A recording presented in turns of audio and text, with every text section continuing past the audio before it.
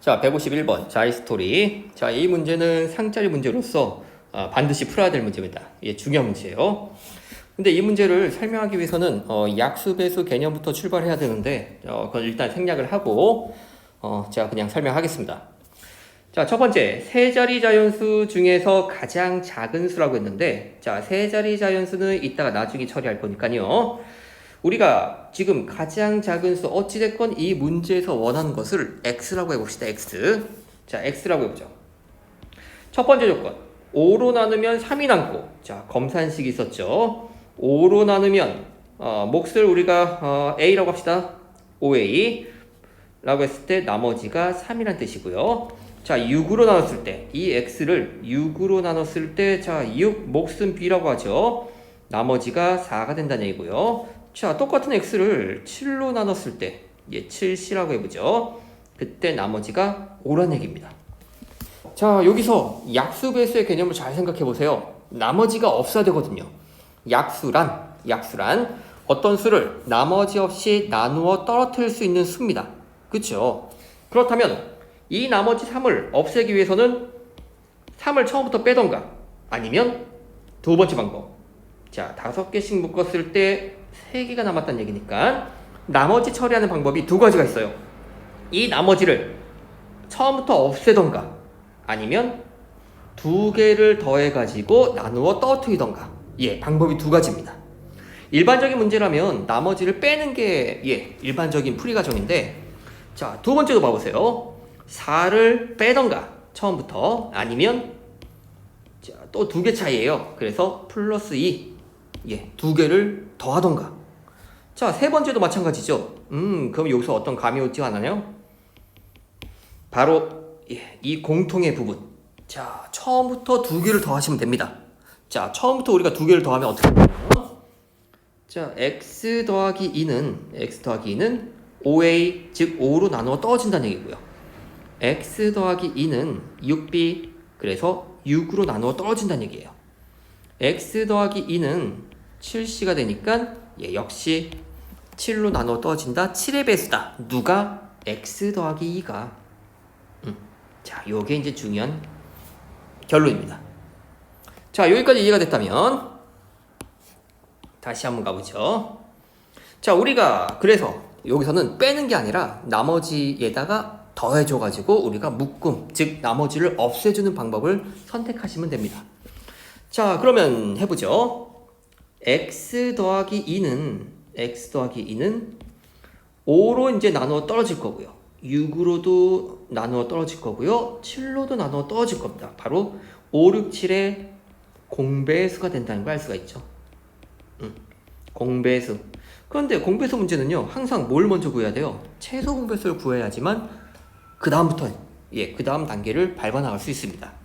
그래서 우리는 5, 6, 7의 공배수를 너무 많죠. 그러니까 5, 6, 7의 최소 공배수를 먼저 구해보죠. 자, 5, 6, 7의 최소 공배수 구하는 방법, 초딩 방법으로 가셔도 됩니다. 그런데 공통으로 나눌 수 있는 게 없으니까 그냥 5 곱하기 6 곱하기 7, 요게 바로 최소 공배수가 되겠습니다. 자, 리스트 최소 공배수 보통 L이라고 쓰죠. 그래서 210. 자, 그러면 우리가 뭘 할 수 있냐면 x 더하기 2는 210의 배수예요. 그래서 210, 420, 그 다음에 3배, 630. 자, 이런 수들입니다. 근데 이 중에서 세 자리 자연수, 다 세 자리네. 가장 작은 수. 자, 여기서 중요해요. 보통 애들은 식을 안 써가지고 많이 틀린단 말이야. 이 x 더하기 2라고 썼다면 우리의 최종 목표는 뭡니까? x가 목표죠. 그래서 이 식 뺀 208, 418, 그리고 628. 자, 이런 수들이에요. 이 중에서 제일 작은 거는 208. 그래서 208이 정답입니다. 자, 이 문제는 두 번째, 세 번째도 물어볼 수 있으니까 반드시 이 과정을 꼭 지켜주셔야 됩니다. 자, 다음 문제로 넘어갈게요. 자, 세자연수. 이 문제도 딱 포맷이 정해져 있는 문제입니다. 세 개의 수가 등장합니다. 24, 48, x. 그러니까 하나를 안 알려줘요. 그러면서 최대 공약수와 g가 10이라는 뜻이죠. 최소 공배수 l이 240이라는 뜻이죠. 자, 이 문제는요, 생각할 필요도 없습니다. 바로 소인수 분해를 가지고 우리가 풀 거예요. 자, 어떻게 풀 거냐? 자, 24를 소인수 분해합니다. 8, 3, 24. 48을 소인수 분해할 거예요. 무조건 소인수 분해하지 마시고요. 24의 2배잖아요. 그러니까 2의 4제곱 곱하기 3. 자, x를 몰라요. 자, 여기까지 써주시고, 그 다음에 최대공약수 G라고 흔히 쓰죠. 최대공약수는 2의 제곱 곱하기 3. 자, 최소공배수는 240. 240 좀 크네. 자, 하지만 48에다가 5배를 하면은 240이잖아요. 그쵸? 그러니까 재활용 2의 4제곱 곱하기 3 곱하기 5.